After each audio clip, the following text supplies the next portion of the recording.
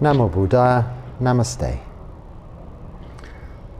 Today I'm in the slightly more active location of central Bangalore.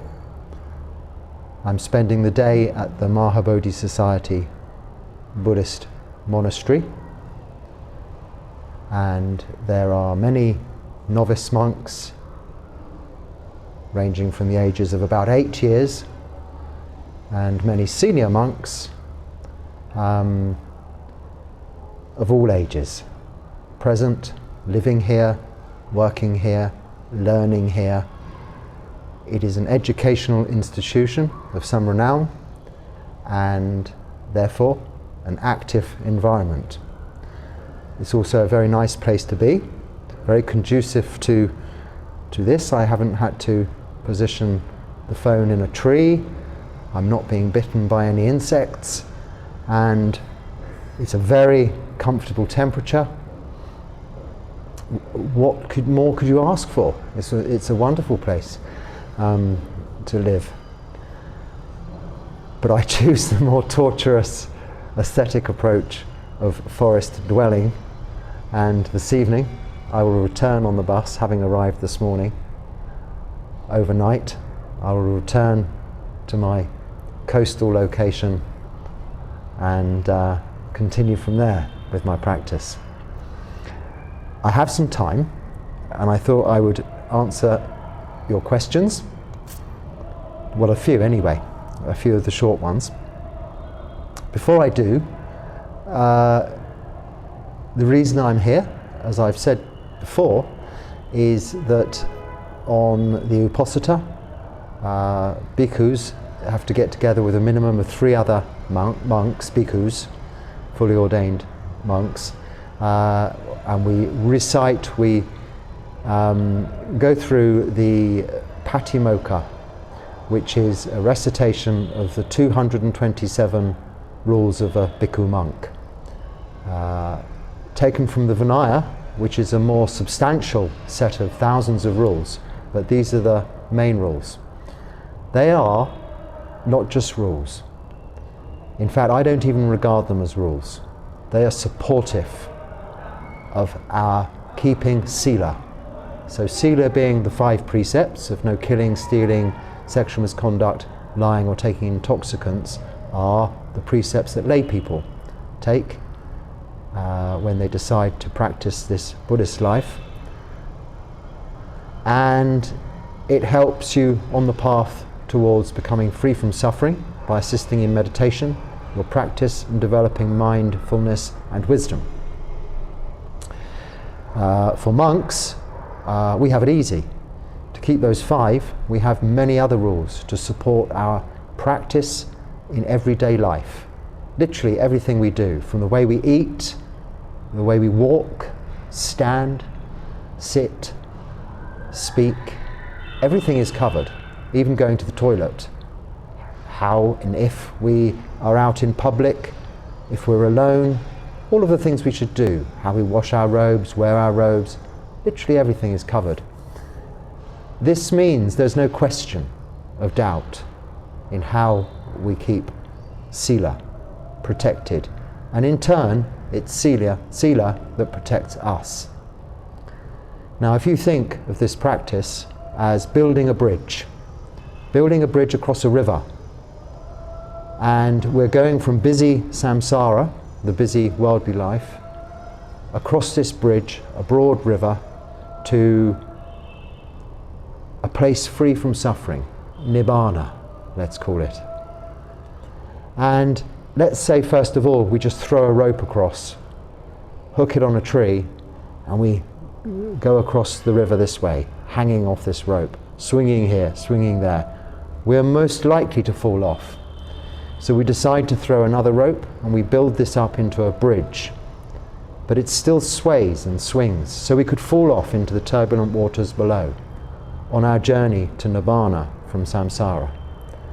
So in time we think, well, let's build up some supports to this bridge, and we may put in 1 or 2 supports at either end. But if there's some flexibility in the middle, some wobble, the chances are we can fall off the bridge again. into the turbulent waters below and not make it to Nibbana. So we are putting in more supports, and let's call the 5 precepts the 5 main supports of the bridge. The bridge then is solid, a path from samsara to Nibbana that doesn't sway, doesn't wobble, and you can't fall off. As long as you keep focused in that one direction, you are supported by those 5 precepts. Now, all of our extra rules, as a monk do, is provide extra supports, railings if you like, along the bridge. So there is no chance the monastic can fall off the bridge. There's no confusion. There are guidelines all the way, more like a tunnel than a bridge. We're going straight for Nibbana. So we're sacrificing the ability to go back to worldly life. We can, if we choose, go back to worldly life, but we're choosing to look straight ahead. So this is extra supports to our sila.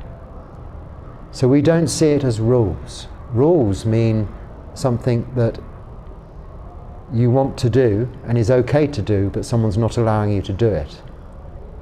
But these supportive conditions are just that.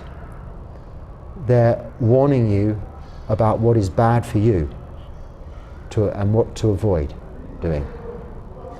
So this is my little talk on Sila, as it is an UPOSATHA day, the full moon of December.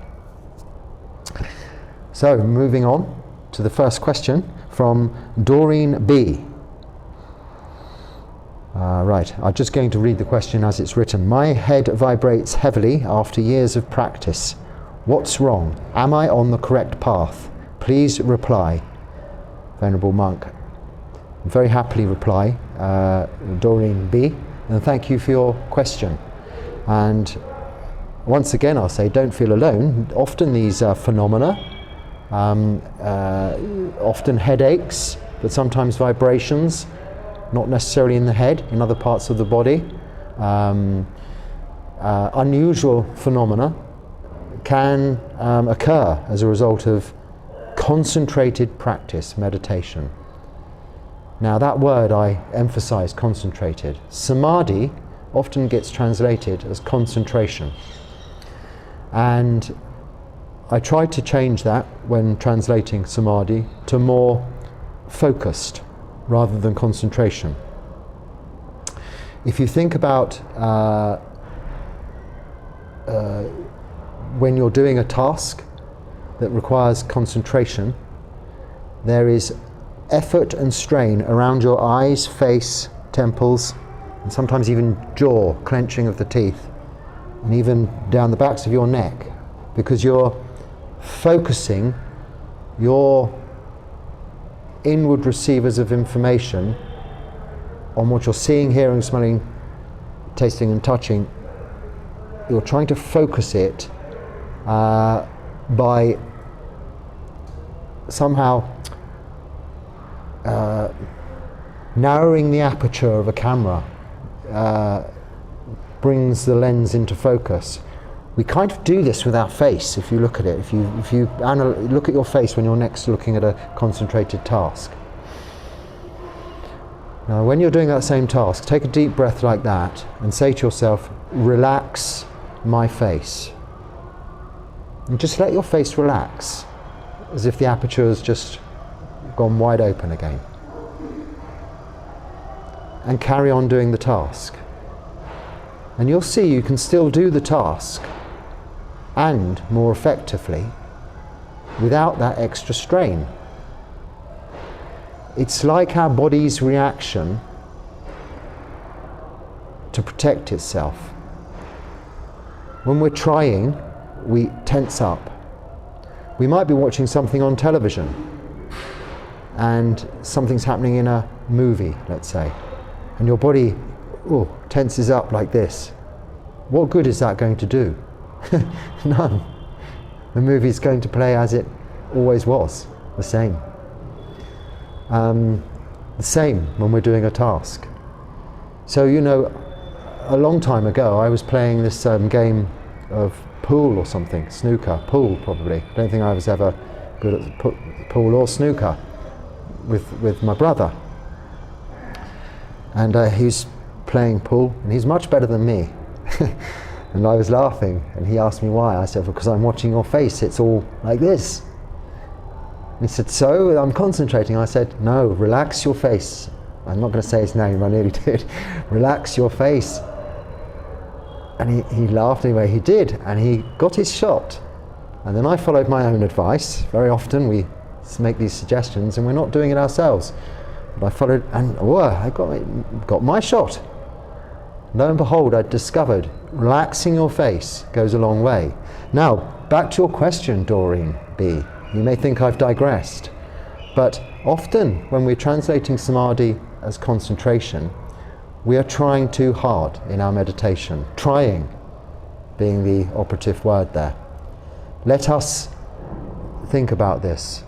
We are trying, yes, to let go, not to do meditation, but to stop doing and let go. This should require no tensing. Now, I haven't asked you, Doreen, what kind of meditation you're doing. This is very important. If you're doing some kind of very proactive breathing exercises, or any of the, what are they called? The light focusing, pinpoint visual exercises, any of this is going to cause all sorts of phenomena and disturbances physically. But if you're simply practicing ordinary anapanasati or any other meditation object whereby you bring this into your attention, your conscious awareness, then physically there should be nothing particularly happening once your body has settled. However, other phenomena do arise, and this, what you're describing, is quite common. But usually, because subconsciously we are trying a little bit too hard. And we don't have to try very hard for our faces to tense up. So without knowing your practice fully, I can hazard a guess that if you were to, next time you sit,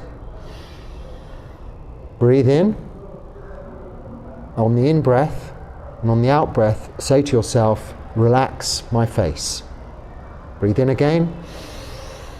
On the out-breath, say to yourself, relax my face. Notice your face relaxing around your eyes, your temples, and your jaw. Your back of your neck, and your shoulders, and so on down. But don't go into a whole body scanning situation. Just concentrate on the face. You relax your face, your entire body relaxes also. If you think of your face like the instrument panel on a motor car, when everything's revving furiously in the engine compartment and you're going at super speed, all of the needles are like this on the front, and maybe some red lights are flashing and orange lights and like this. This is because everything's working hard. Think of that as your face. Breathe in, breathe out, and watch the needles all drop down to zero and the lights go off. You'll be relaxing. Your mind will still be thinking. Thoughts will arise, pass away. But you'll now have the opportunity to bring your awareness to those thoughts and know them. Know the space between the thoughts. And in time, your face will tense again. Breathe in. Combining this a little with anapanasati, just to really identify where your problem is arising from. You understand? It's not a practice in itself. It is a way of identifying where this obstacle is arising from. And if you find that after this, relaxing your face purposefully, almost like getting the needles of the car and pushing them with your fingers down like this in order to slow the car down. Of course that wouldn't work, but with your face it kind of does, because what your face is representing is the truth about the rest of your body and also your mind. Most body language is seen in the face, but it goes unseen, unnoticed. We don't even know we're doing it. But we do observe it in others, without even knowing we're observing it in others. But of course we cannot see our own faces, but we can feel them. Very sensitive to that when you bring your conscious awareness to that. Now indeed, this may not help at all. It may be something entirely different. So please email me on englishbuddhistmonk@gmail.com and give me an outline, just briefly, of what meditation method you are using. It could be something that needs addressing and an adjustment in your practice. Not a change necessarily, just maybe a slight adjustment. But usually, phenomena that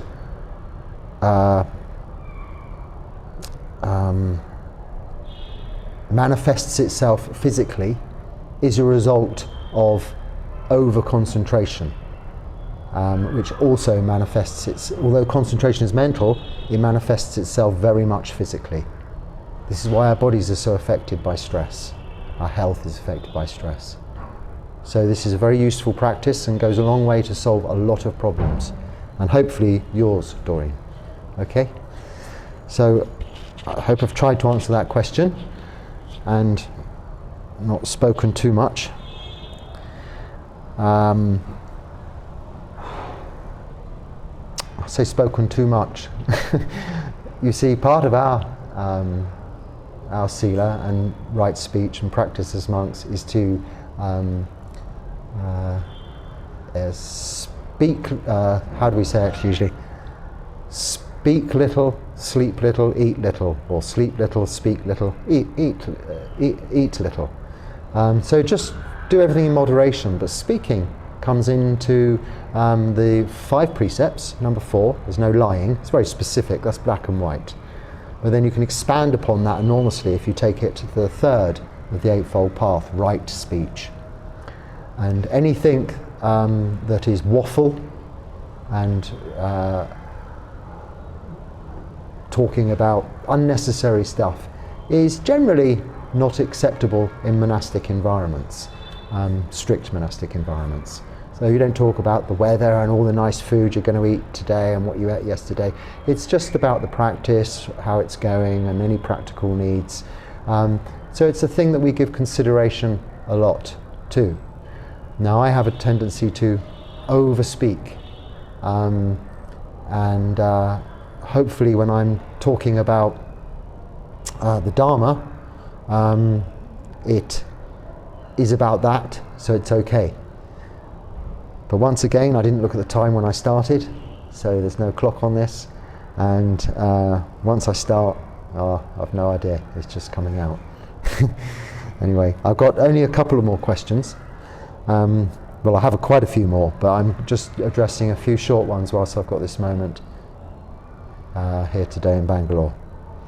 So from Travis G, can I take refuge with you? Can I take refuge with you? Actually, so Travis, thank you for your question. I've had the same question, a few.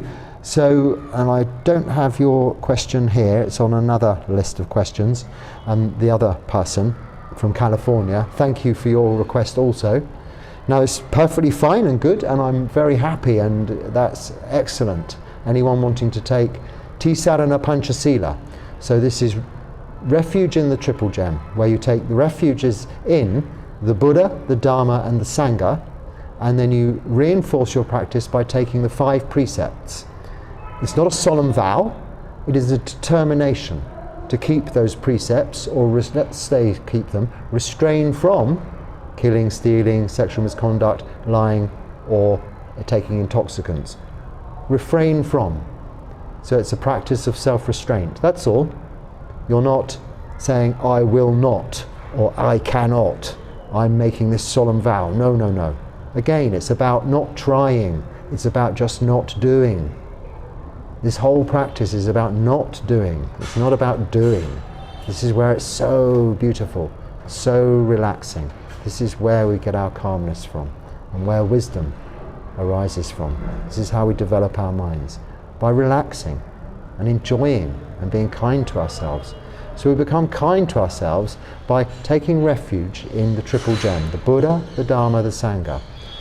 It's a way of just saying the Buddha, a real man, was a great teacher, and by the very nature that he was around 2,566 years ago, and he left after 45 years of teaching, these teachings that are still here and very much valid today, in this day and age, this modern world, I can really take refuge in that fact, that they are very powerful teachings.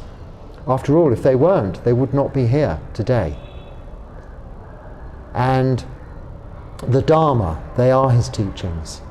There is an answer to everything. All of your problems, all of these questions can be answered through the Dharma.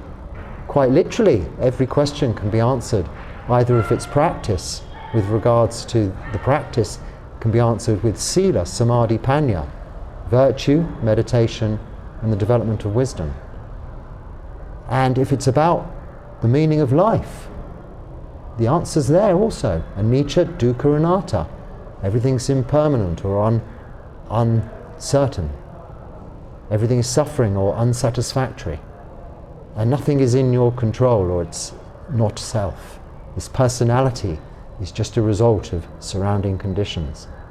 These are all of the answers in the Dharma. So you have the Buddha, a superior teacher, proven by the results of those teachings still being relevant and powerful today.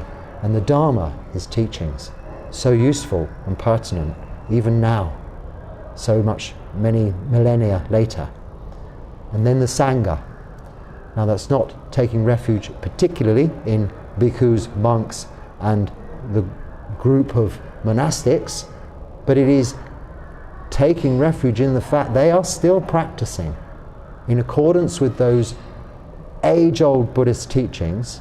It is the only organization, institution in the entire world ever to have lasted for any amount of time without ever changing its rules. So 2,566 years later, since the Buddha left the Vinaya, the rules of monastic life, those very same rules remain unchanged to this day.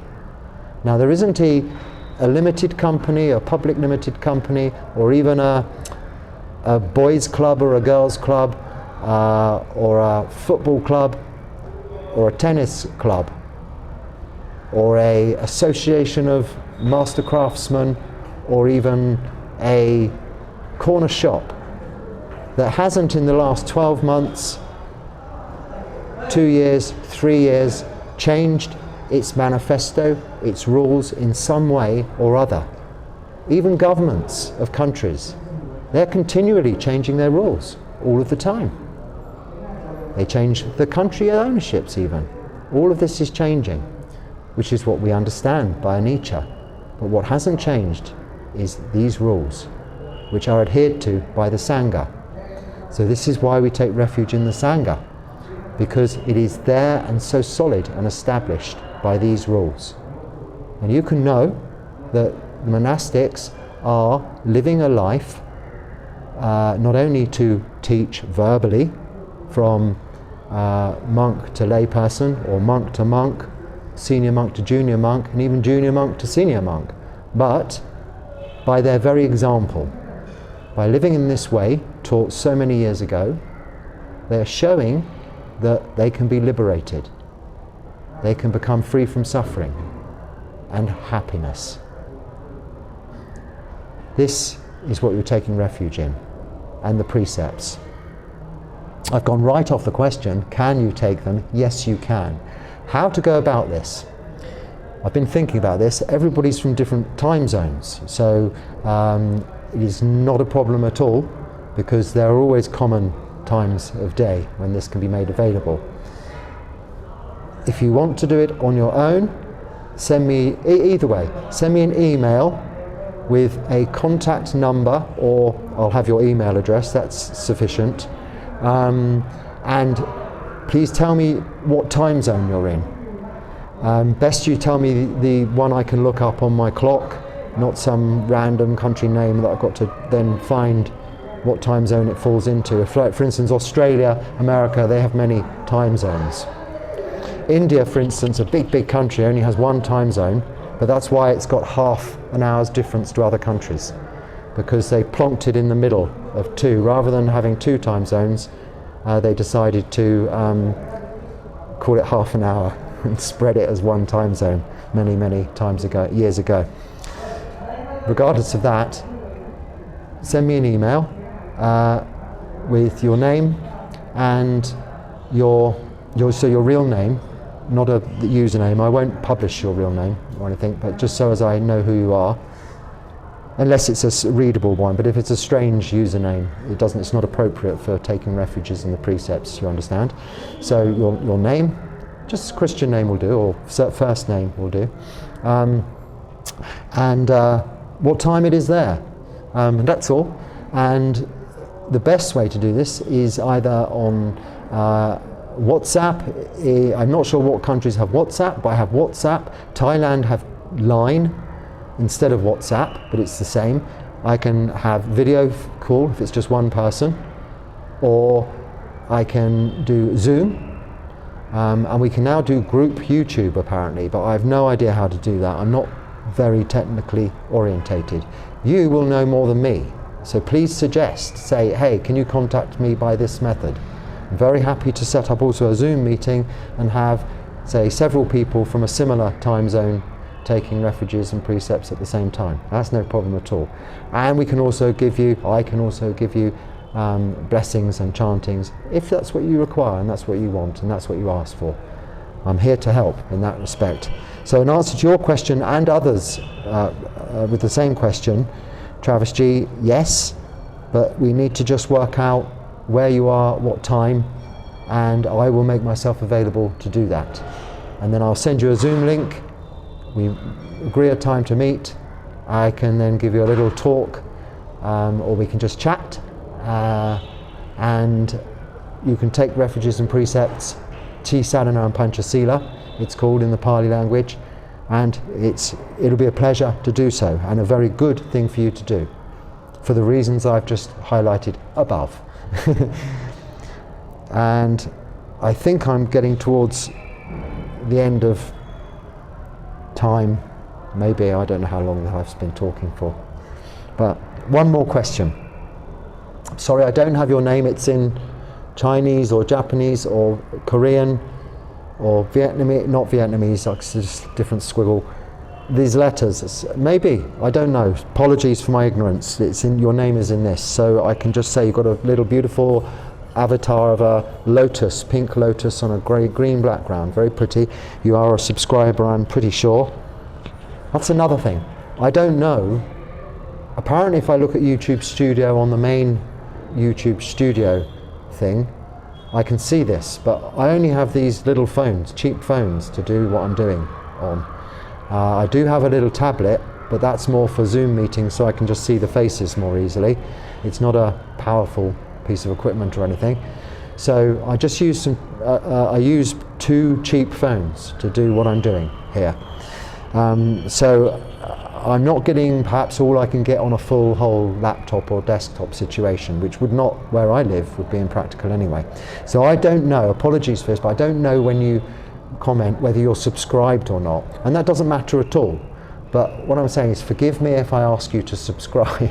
It's just, I'm reminding anyone who isn't subscribed that if they do subscribe, they'll not miss their question being answered, coming up in a questions and answer video. Because they're coming now every day, and I'm letting them publish around the same time, at about 6 o'clock India Standard Time, which is the morning in the West and the afternoon, evening in the East. It's fairly sort of in between the two. So apologies to those in the very far West and the very far East. You kind of miss a day. So the other one, California Sadhana Panchasila, I would have liked to have been able to offer you Sadhana Panchasila today, but when I looked at the time in California, you're already nighttime now. But it's not a problem, because I'm up very early in the morning, so your morning Anyway, we can work that out. You see the problem here, but it's not a problem. Makes it interesting. Also shows us very nicely how this planet, this global life of ours, how we are all one, the same, doing the same thing, just seemingly at different times of day, but only as a result of our conditions, these clocks. But not because the sun's going up or down, but the way this planet is facing the sun. And most of us, not all of us, are choosing to sleep when it's not light. But those on the night shift, you please keep firing away with your questions. But I'm going to try and do this, these videos coming out at around 6, like I said. So, sorry, your question. Satisfaction. So you said this is lotus flower, green background. So satisfaction is happiness. So this is relating to a video I made earlier, I put on here earlier. So kind of, but not really. Happiness is an emotion, like sadness is an emotion. It isn't a thing, a result. It is an emotion with all emotions have physical representation in the body, like physical feelings have emotional representation. So pain has a I'm not liking this and a depressing kind of aspect to it, whereas a happy feeling makes your body feel good also. And happiness is the result more of contentment. Because if you heard the word insatiable, means something that isn't ever as a desire that is unsatisfiable. And dukkha means unsatisfactory. And dukkha results from desire. All desire is ultimately insatiable. Because even if we satisfy a desire, for instance hunger, we will then become full, but ultimately become hungry again. If we over-satisfy a desire with something we like, we get fed up and dislike that thing by having too much of it. So if you like mangoes and you eat one mango and you think, I'll have another, very soon you'll not want any mangoes for some time. So satisfaction is not so substantial as contentment. Contentment means the eradication of desire. If you're content, you're not wanting for anything. If you're satisfied, it's very temporary, it's very transient. So contentment results in happiness. Happiness is a symptom, a result of contentment. Whereas sadness is a symptom or a result of being discontent, not having what you want, or having something you don't want. So happiness, therefore, this emotion, doesn't really come from satisfaction, because satisfaction can very easily and quickly turn around to breed sadness. But if you're content, it will be more stabilized and stay with you, resulting in longer term happiness. So it is contentment by the eradication of desire that we're aiming for. This is the goal. Not the eradication of all desire, but the wholesome desire, retaining the eradication of desire for unwholesome things you want but don't need. The desire to meditate, the desire to develop the mind, as long as it is not without goals, unattainable goals, the goal, the aim, the path leading to becoming free from suffering is a goal, it's a focus, and it's a wholesome desire. But if you're trying to attain stages that you've read about, heard about, believe in, that you may not even attain, you may get to your goal without passing through certain stages, then you get held back by those unwholesome desires. So if your desire is to attain Kanaka Samadhi, Parakana Samadhi, Appana Samadhi, Upacharya Samadhi, first jhana, second jhana, third jhana, fourth jhana, and then fifth, sixth, seventh, eighth, and ninth Nibbana, you're only going to be disappointed, because you could miss half of those stages and it keep pulling you back. Like I said before, if you're going from one city to another, you just need to get to the city and know how you're getting there. You don't need to know all the towns and villages in between. So wholesome desire is to know where you're going, the end goal. And that's all that's needed. And then you can relax on this path, this steady bridge going across the river, supported by sila. The vehicle is samadhi, sila. The vehicle is sila. The vehicle is samadhi. Yes, and this is the development of wisdom that will lead you ultimately to attain to Nibbana. Namo Buddhaya. I think you probably hear some noises in the background, which means there's some activity going on. I think maybe it's their tea time coming up, cup of tea time I mean. They don't eat in the afternoon after 12 here, like all monastics, but I think they have a cup of tea or something at 4. So I'm going to finish this questions and answer session. Forgive me if I've rambled too much. Hopefully this will be available on YouTube at 6 o'clock this evening. There is internet here, so it won't take 3 hours, or no, 6 hours to upload. It should be maybe quickly if I even go on. I think they probably even have Wi-Fi in the office. I'll just do it the ordinary way though. It'll work.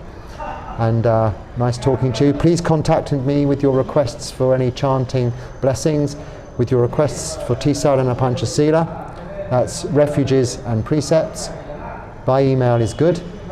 And just give me your time and what your preferred contact method.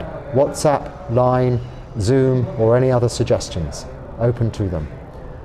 May your practice be fruitful. May you attain to Nibbana. And Namo Buddhaya. Sukhi Hotu.